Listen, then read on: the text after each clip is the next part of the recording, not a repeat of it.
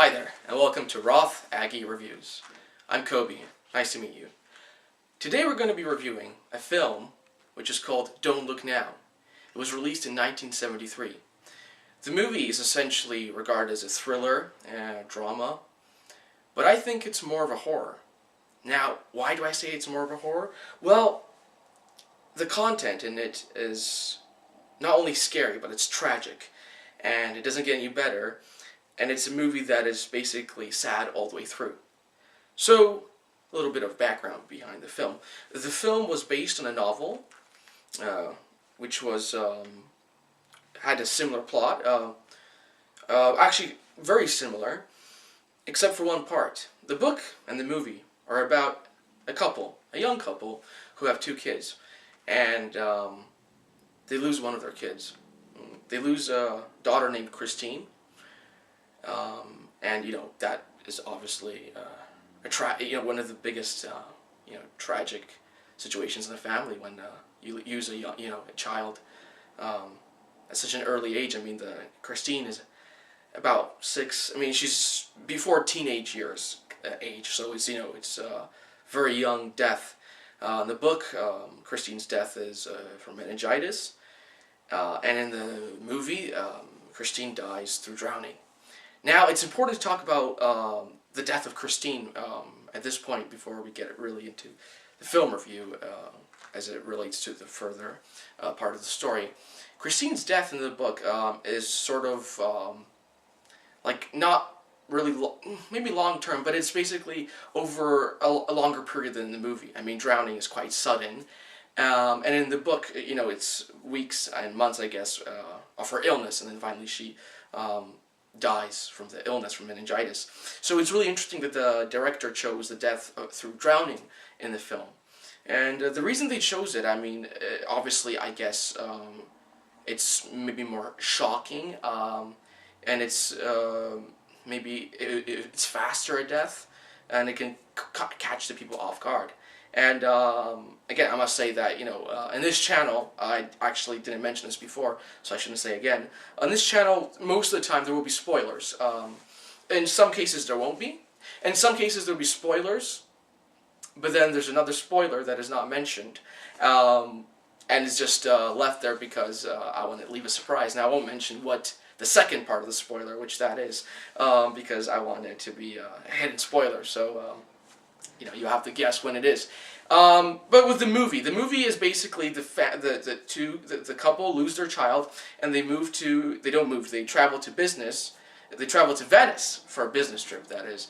And there a sequence of disturbing events start to unfold. The husband, named John, in the movie, finds a job by renovating churches. And quite creepy things start to happen. I mean, John starts to have these near-death accidents. Christine meets these two women that seem to be really drawn to... Christine... Laura. Laura's the wife. It's important. I should have been more careful with that. So yeah, Christine's the daughter. There's a son. I do not remember his name. He's only in a couple of scenes. So yeah, Christine is the daughter who dies in the movie through drowning. John is the husband, father, and Laura is the wife. So yes, I should repeat that again, just to be clear. John moves to Venice with his wife, Laura, for a business trip about renovating churches in Venice. And their son is at a private school, boarding school type thing back in England. So yeah, they moved to Venice for a while. It's kind of like a mixture of a holiday, a business trip, and staying there for a couple months.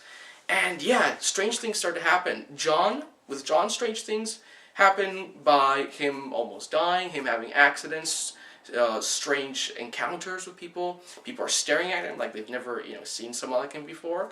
And he's from England, but I mean, there's nothing about him that makes him look like a visible minority or someone who would never be seen before in a place like Venice, given a lot of tourists.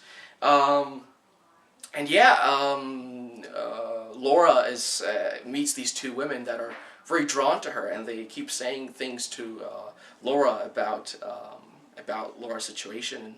their her relationship with John, and many things that Laura cares about and thinks about. And this really is the area in the film which you start seeing the character differences between John and Laura. Laura is more likely to be superstitious. She believes easily. She I wouldn't use the word gullible. I would just use the word that she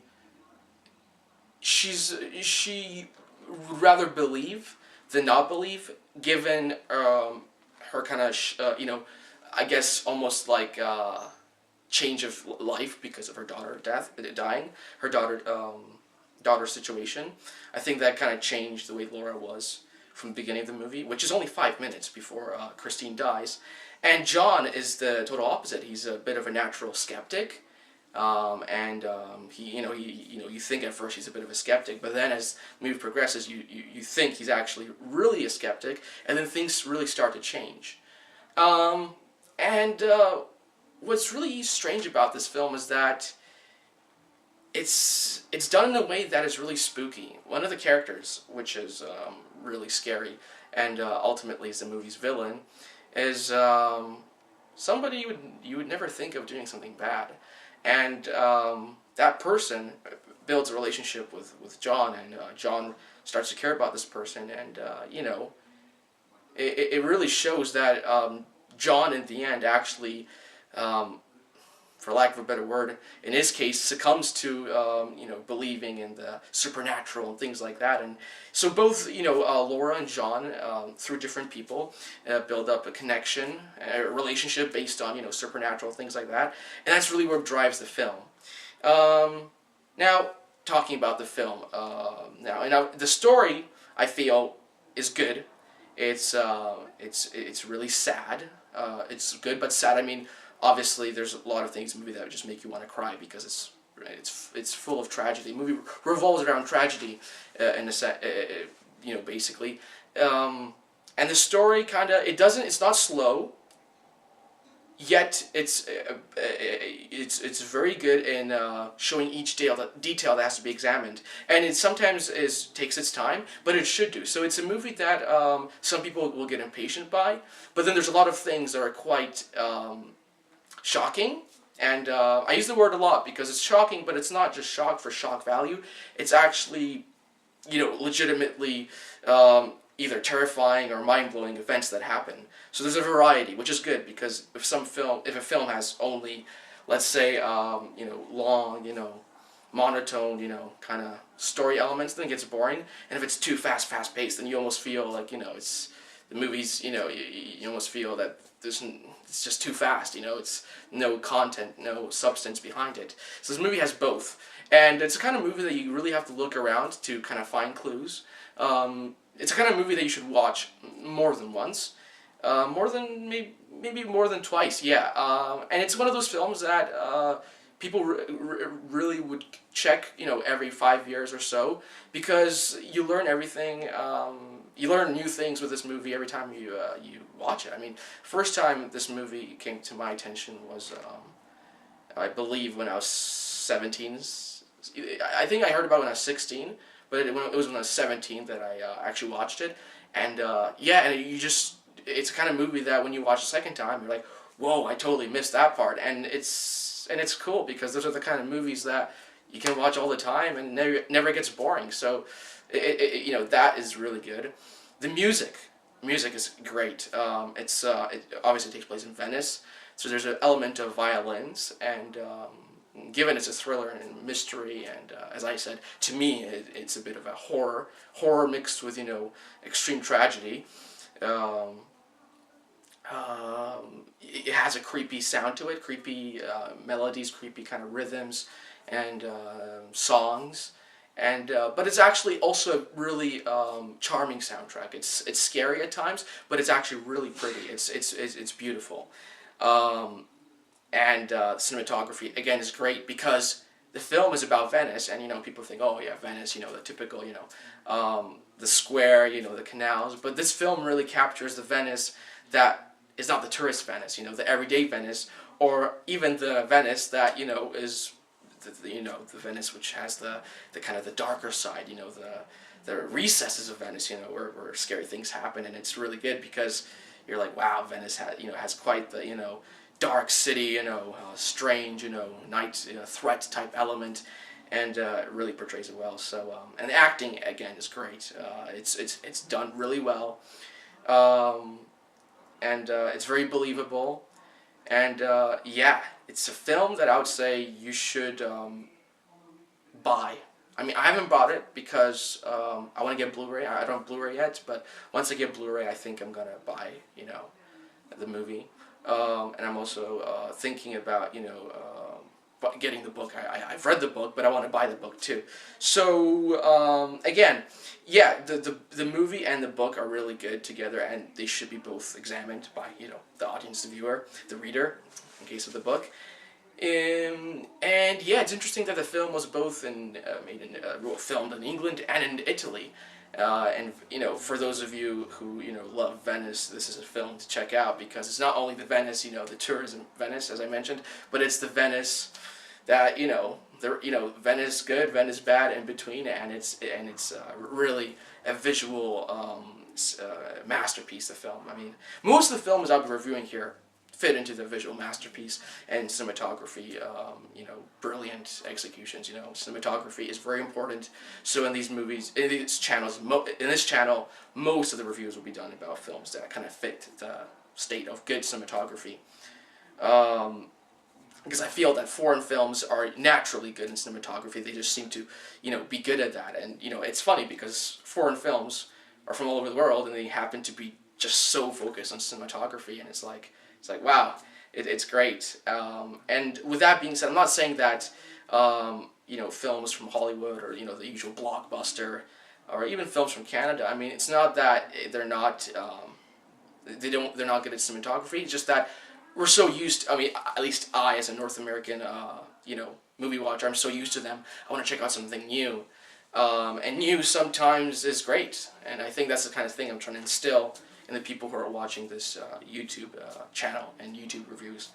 Yeah, so, and also cinematography applies to art house films.